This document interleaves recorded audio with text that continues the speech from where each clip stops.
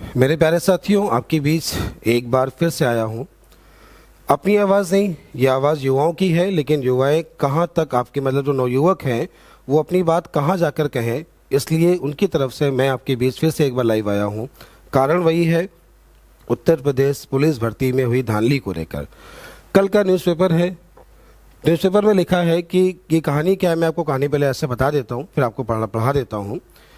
हरियाणा में एक रिसोर्ट है, वहाँ पर बच्चों को इकट्ठा किया गया, और थोड़े बहुत नहीं, लगभग 1000 बच्चों को इकट्ठा किया गया। 1000 बच्चों से डील कितने में हुई है? 7-7 लाख रुपए में डील हुई है। उनके डॉक्यूमेंट जमा कराए गए, उनको 17 तारीख का पेपर 16 तारीख को उनको बैठाल के याद कराया गया। तो ये आसान काम तो नहीं है ना। तो मेरी एक बात तो सच हो गई, जैसा मैंने आपसे कहा था कि पेपर एग्ज़ाम सेंटर से लीक नहीं हुआ है। मैं पहले का एग्ज़ाम सेंटर लीक नहीं हुआ, क्योंकि इस बार सरकार ने बहुत अच्छे इंतजाम किए थे। एग्ज़ाम सेंटर पे अच्छी चेकिंग हो रही थी, सब अच्छा चल रहा था। लेकिन पेपर तो एक दिन छोड़ो, अब तो मैं कह रहा हूँ पेपर 10 दिन पहले सेटिंग हो रखी थी। पहले मैं एक दिन बोल रहा था, अब मैं ये बोल सकता हूँ कि 10 दिन पहले सेटिंग हो रखी थी। और जो पकड़े जा रहे हैं ना, ये केवल एक प्यादे हैं, असली गुनहगार तो अभी सामने आए ही नहीं है।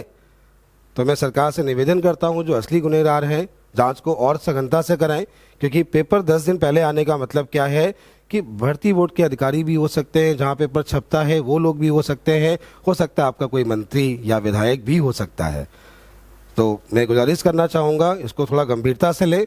ये बात युवाओं की है, सारी भर्तियों में ऐसे ही हो रहा है। आरओ एग्ज़ाम आपने कैंसिल किया, आपने पुलिस का एग्ज़ाम पूरा कैंसिल किया, आप चुनाव का समय है, आपने पीसीएस का एग्ज़ाम आप नहीं करा पाए। तो युवाओं के बीच में क्या चल रहा है, इसकी जानकारी आपको नहीं है। एक बार युवाओं से फीडबैक लेके देखें कि लोग युवा सोच क्या रहे हैं।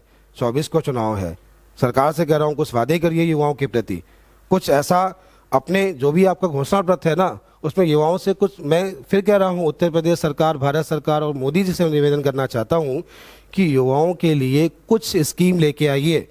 अपने घोषणा पत्र में जो नवयुवक है, जो तैयारी कर रहा है, उनको आश्वस्त कीजिए कि अगली बार ऐसा नहीं होगा, हम लोग पूरी ईमानदारी से एग्ज़ाम कराएंगे। आपने एग्ज़ाम मैं ये नहीं कह रहा कि, मैं ये बिल्कुल नहीं कह रहा हूँ कि इसमें कमी सरकार की है, बिल्कुल नहीं कह रहा हूँ। लेकिन सरकार के जो अधिकारी हैं वो सरकार की छवि को ख़राब करना चाह रहे हैं। तो मैं चाह रहा हूँ जो अधिकारी हैं उनके खिलाफ़ कार्रवाई कीजिए, आपके मंत्री विधायक हैं उनके खिलाफ़ कार्रवाई कीजिए, लेकिन बच्चों के साथ अहित ना हो, इस चीज़ का बहुत अच्छे से ध्यान रखें। देखिए न्यूज़ देखिए, अब तक रिसोर्ट आलीशान पार्टियों के लिए होते थे, अब क्या है उठापटक के लिए चर्चा में आते थे। समूहतः पहली बार रिसोर्ट की बुकिंग परीक्षा के लीक कराने के लिए की गई। उत्तर प्रदेश एसटीएफ के मुताबिक 17-18 फरवरी को पुलिस भर्ती प्रक्रिया का पर्चा एक दिन पहले ही हरियाणा के रिसोर्ट में लीक कर दिया गया। एक दिन पहले पेपर लीक नहीं हुआ है, सेटिंग तो बहुत पहले से होगी ना। उनको मालूम था कि पेपर मेरे पास आएगा। 1000 लोग इकट्ठा करना इतना आसान काम थोड़ी ना है।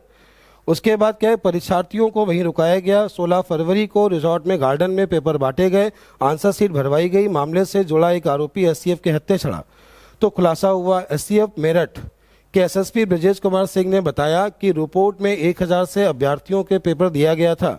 इनके बदले अभ्यर्थियों से 7-7 लाख रुपए का सौदा किया गया था के तौर पर उन्हें मूल दस्तावेज लिए गए थे। अभ्यर्थियों तक पेपर पहुंचाने की मदद करने वाले निवासी हैं महेंद्र शर्मा जी हैं, जो खुलासा किया गया।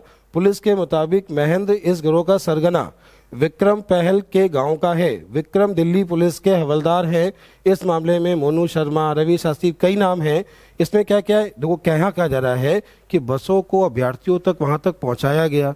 बसें बुक करना, लोगों को इकट्ठा करना, रिसोर्ट बुक करना, इतनी तैयारी करना, ये आसान काम नहीं है। ये पूरी प्लानिंग है।